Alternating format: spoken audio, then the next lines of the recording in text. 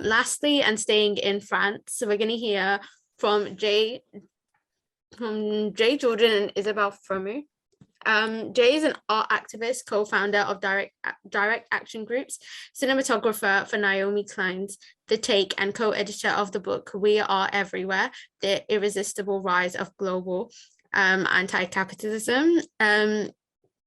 Isa's action research explores popular education, storytelling, and creative forms of resistance. Together they co-founded the Arts Activism and Permaculture Collective, the Laboratory of Insurrection, I can't say the word, sorry, Imagination. I'm going to hand over to you. Thank you.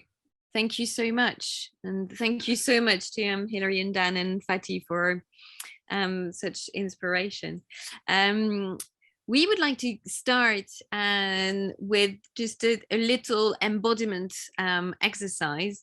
It's actually a bit of ritual that we do at every presentation. So actually, if there are folk who have already done it with us, could you please just pretend that it's your first time? And for this, we would like to invite everyone to turn your camera off, actually, for a little bit. So to do this, if you don't know, so you go to the photo of yourself. There are 3 little dots on the top right, and if you click on this, it should say stop video. So if you want to actually turn your camera off, and I'd like now to invite all those of you who identify as women and who are wearing trousers right now, who have worn trousers at least once in their lives, to turn your camera back on, please. Thank you. Thank you for keeping it on. And now, of all of the others, if there is anyone who has ever used contraception, so condoms, the pill, everything but coitus interruptus, could you please turn your camera back on?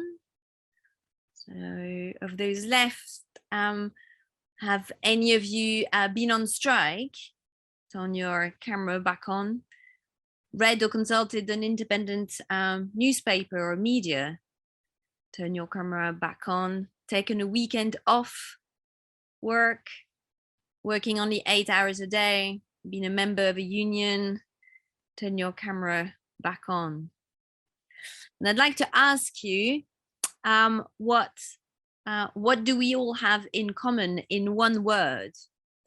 Can you think, if you want to put it in the chat, one word that actually brings us all together. Activism, humanity, human, yes. There is something more precise, humankind, all of these for sure. Fight, almost there. We were once illegal, absolutely. This is what we were actually going for. The word for us is disobedience.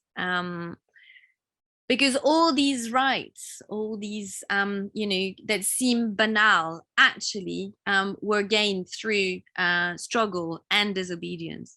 Disobedience is at the root of all the work that we have done over the last 25 years. And we're now in a time like no other, where disobedience is all that we have to do. And I think that the previous presentations have shown that very powerfully.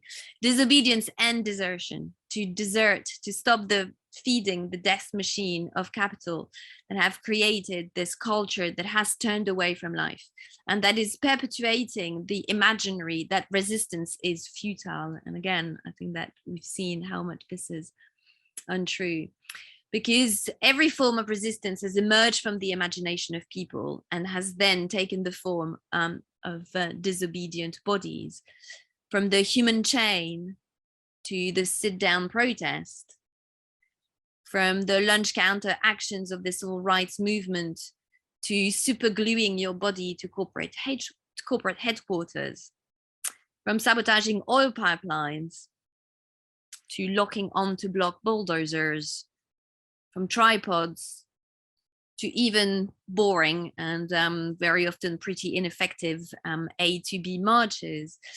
And this is the reason Jay and I actually set up the Laboratory of Insurrectionary Imagination, is precisely because we realized that so often activists fall into the trap of reproducing the same old forms of resistance, the march, the blockade, the vigil, the boycott, and that we felt that we needed new forms of resistance to surprise ourselves, and very importantly, to actually surprise the authorities, because they have a tendency to learn to repress our forms of resistance faster than we actually imagine new ones.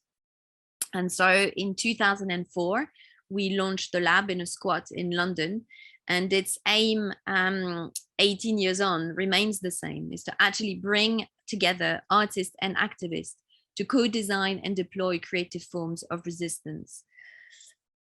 Because that is a generalization, but as often generalization have a grain of truth, we feel that if artists can bring imagination and creativity, very often a capacity to think laterally about problems, they also bring very often a large ego and the lack of courage. Whereas activists do bring courage and very often are more at ease with collective processes, but as we just said, also have a tendency to repeat the same old forms. And the synthesis is what we're looking for. I think the synthesis between the imagination of the artist and the courage of the activist. And this process mostly takes place during participatory workshops and experiments, which is a term that we prefer to works or pieces or projects. And these are most successful when they are actually entangled with social movements or anchored to places and territories of resistance. And often this process involves using the logic of the hacker, which actually is very simply means asking the question, what could this thing also do? And for instance, it has meant with the youth workshop putting plaques on benches in the city of London, or during the Copenhagen Climate Summit, transforming hundreds of abandoned bikes into tools of resistance to protect a gathering of Indigenous and Global South activists from police violence. Or it's merging clowning and direct action and launching what has actually become a global meme protest in the noughties, the clandestine insurgent rebel clown army, where confusion replaced confrontation. Or I was also building shields for the Heathrow climate camp with the portraits of people affected by the climate crisis and 2-second tents hidden inside to be used to push through police lines to occupy the HQ of the builders of the proposed third runway at Heathrow Airport. For the Laboratory of Insurrectionary Imagination, the role of art is not to show the world to people, but it's actually to transform it together. It's the art of direct action, not representation. And for us, every struggle is in fact a battle of the imagination, a battle of stories. And as our dearly departed friend David Graeber said, politics is that dimension of social life in which things become true if enough people believe in them.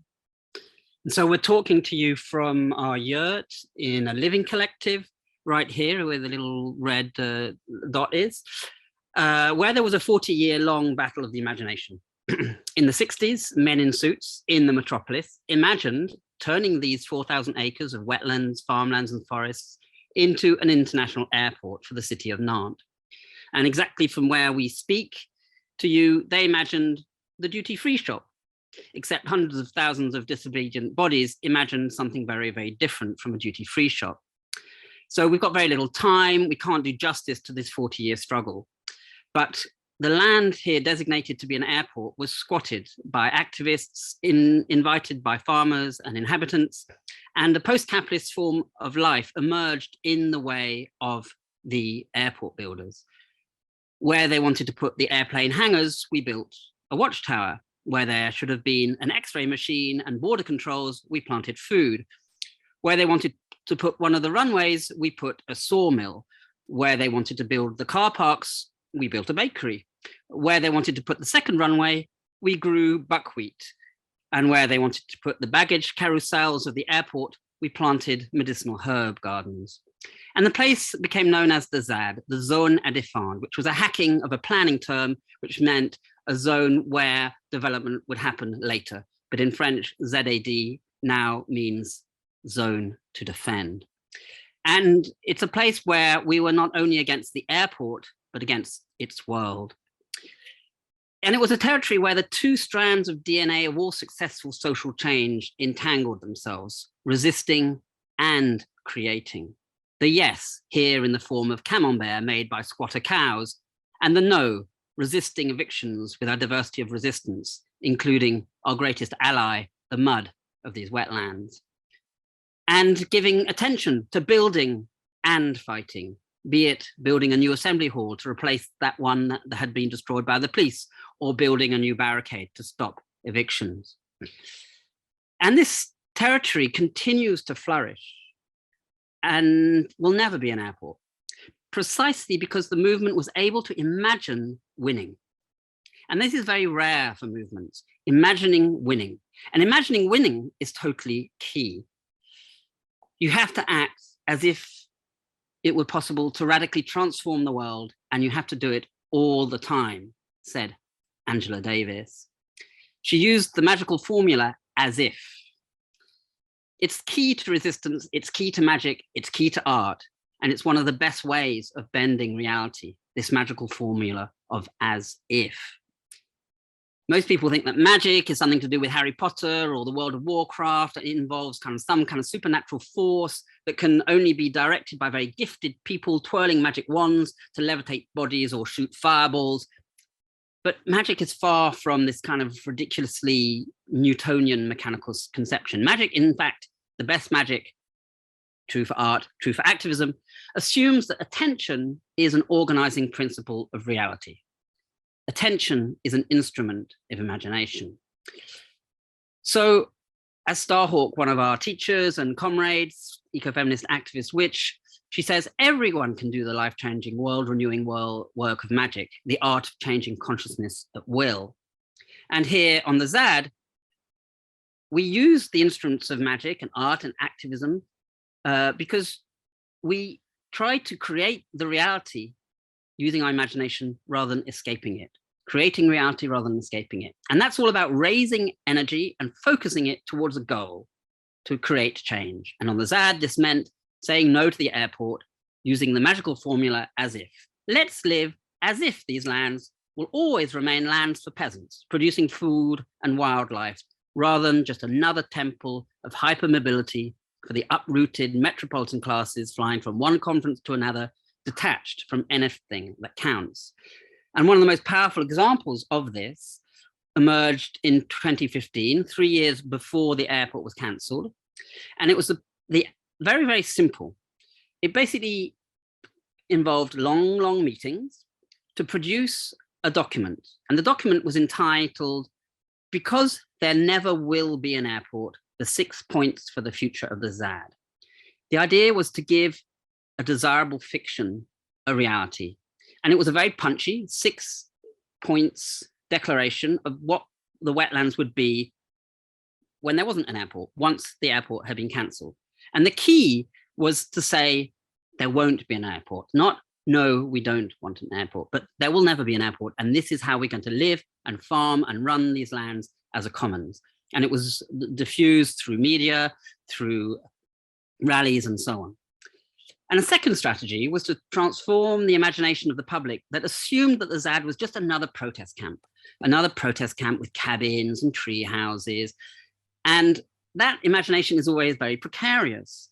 You know, it's a temporary autonomous zone. Often that story ends with evictions and the victory for the land destroyers and another struggle lost. So we wanted to transform that imaginary and to say, no, we're here for the long term. And we're going to show you how we materially realize this long term. And that meant building huge fuck-off buildings, such as this traditional medieval barn made by medieval carpenters. This kind of building lasts at least 1,000 years. Now it holds the carpentry and joinery workshops, as well as the sawmill. Or this building, built with an international network of squatters and activists using mud and wood and straw from the zone, called the Ambazada. And it's a place for cultural and political gatherings, for territorial-based struggles from around the world. And right out of our window, we see this, exactly where they wanted to put the control tower of the airport. We built with farmers, shipbuilders, artists, deserting architects and engineers. We built a working lighthouse instead of the control tower, a working lighthouse to welcome people to this wonderful place. Diane Fortune, the magician, says, what the imagination has made, the imagination can unmake. And here the movement unmade the capitalist imagination of an airport. But there was a revenge.